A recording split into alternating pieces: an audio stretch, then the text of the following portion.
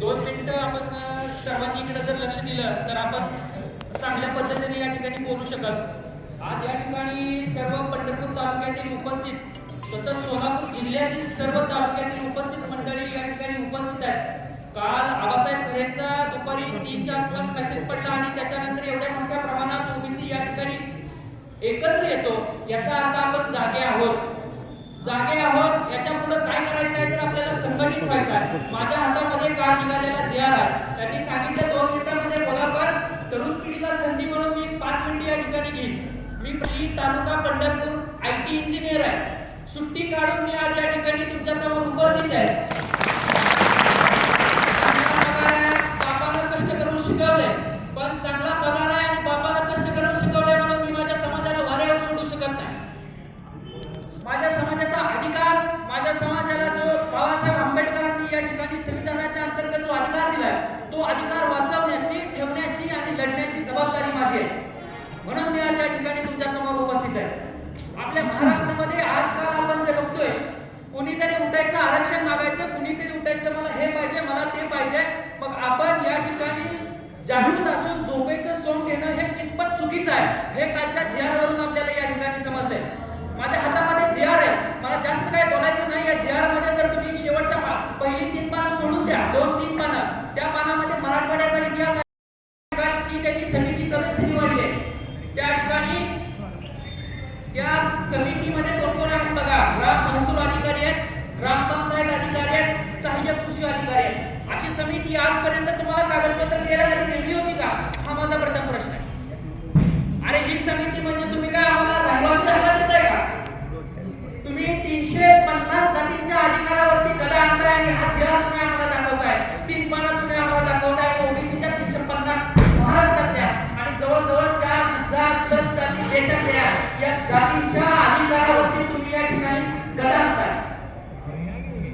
या ठिकाणी या जीआर मध्ये असं पण नमूद केलंय, 1967 आधीचा जर रहिवासी असेल, त्याच्याकडे कोणत्याही प्रकारची शेती नसू द्या, तो त्या गावचा रहिवासी असेल तर त्याला ग्रामपंचायतीच्या अधिकाऱ्याच्या मार्फत रहिवासी दाखला दिला जाईल आणि त्याच्यावर तुम्ही ओबीसीचं कुणबीचं सर्टिफिकेट काढू शकाल। हा तो जीआर आहे। याच्या पुढे जाऊन मला तुम्हाला सांगायचं आहे, आज जर तुम्ही या महाराष्ट्रामध्ये महाराष्ट्राच्या त्या सहकार क्षेत्रामध्ये किंवा सरकारी क्षेत्रामध्ये आपल्या ओबीसीची लोक किती आहेत याचा अभ्यास तुम्ही करा। या महाराष्ट्रामध्ये 30% मराठा समाज आहे, 55 ते 60% ओबीसी समाज आहे आणि तुम्हाला मला पुढे जाऊन सांगायचं आहे की सरकारी नोकऱ्यांमध्ये जवळजवळ 54% मराठा समाज राज करतोय। जवळजवळ 54% मराठा समाज सरकारी नोकऱ्यांमध्ये आहे। त्यांना 10% एससीबीसीचं आरक्षण आहे, 10% ईडब्ल्यूएसचं आरक्षण आहे। हे जवळजवळ 20% आरक्षण असताना त्यांना ओबीसी मध्ये घेऊन ओबीसीच्या 350 जातींवरती त्यांच्या अधिकारावरती गदा आणायचे। म्हणून तुम्हाला आम्हाला तुमच्या पोरांच्या बाळाच्या भवितव्यासाठी तुम्हाला आम्हाला या ठिकाणी जागरूक व्हायची गरज आहे। या ठिकाणी असे अनेक नेते, अनेक पुढारी असतील की ज्यांना पुढे जाऊन स्वतःला गावचा सरपंच व्हायचा आहे, पंचायत समिती सदस्य व्हायचा आहे, जिल्हा परिषदचा सदस्य व्हायचा आहे, पण ओबीसीच्या अधिकारावरती गळा येत असताना तोंडातून ब्रश शब्द काढायचा नाहीये। म्हणून तुम्हाला मला सांगायचं आहे, तुम्हाला जर पुढे जाऊन सरपंच व्हायचं असेल, तुम्हाला पुढे जाऊन झेडपीचा सदस्य, जिल्हा परिषद, पंचायत समितीच्या गणातनं सदस्य व्हायचं असेल तर तुम्हाला आज ओबीसीच्या आरक्षणावरती गळा येत असताना बोलावं लागेल। जर आज तुम्ही बोलत नसाल तर जी पहिली परिस्थिती होती, गाव कुसा बाहेर फेकण्यात गेलेला साळी माळी तेली कोळी चांबारे धनगर नागली परी लोणार काळी काशकापटी समाज तुम्हाला आम्हाला परत गाव कुसा करून द्यायची वेळ येईल। म्हणून तुम्हाला आम्हाला या आरक्षणावरती बोलावं लागेल। हे झालं आरक्षणावरती का बोलावं लागेल, का भांडावं लागेल हा मुद्दा। याच्यानंतर पुढे जाऊन मला सांगायचं, जर आपल्याला आरक्षण वाचवायचं असेल, हा जर जीआरवरती तुम्हाला जीआर ठिकाणी काढायचा असेल तर तुम्हाला आम्हाला चंद्रराव भुजबळ साहेब, गोपीचंद पडळकर साहेब आहेत, त्याच्यानंतर आपले ॲडव्होकेट मंगेश ससाने आहेत, त्याच्यानंतर आपले माननीय लक्ष्मणराव ठाके, नवनाथाबा वाघमारे यांच्या पाठीशी खंबीरपणाने उभा राहावं लागेल। ही माझी एक छोटा कार्यकर्ता आणि तुमच्या सगळ्यांपेक्षा छोटा माणूस, छोटा मुलगा म्हणून त्या ठिकाणी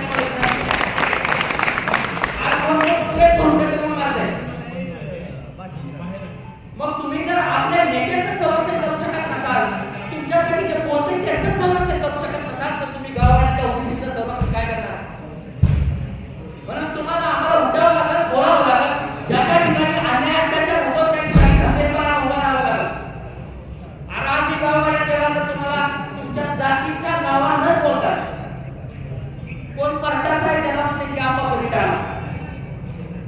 तहसीलदाराचा हिमतही माळ्याचं डोकं आलं.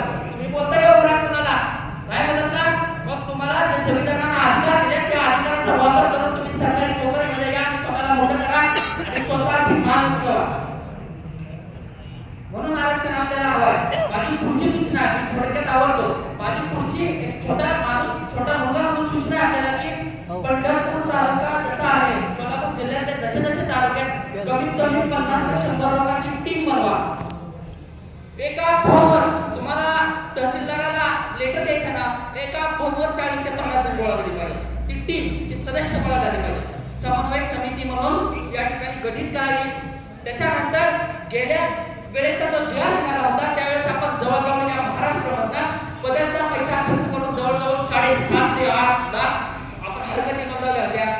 त्या हरकतीचं काय झालं तो प्रश्न आपण त्या सरकारला विचारला पाहिजे. ही एक माझी या ठिकाणी विनंती आहे.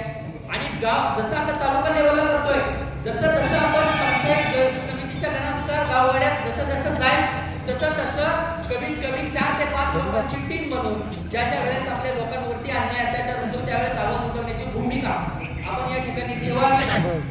एवढंच मी या ठिकाणी तुम्हाला सांगतो आणि माझं लांबलेलं हे भाषण मी या ठिकाणी थांबवतो. माझी जी कळकळीची विनंती आहे जी मी पोटतिडकीनं बोललो याच्यामध्ये जर माझ्याकडून काही चूक झाली असेल तर मी या ठिकाणी आपली क्षमा मागतो आणि या ठिकाणी मी थांबतो.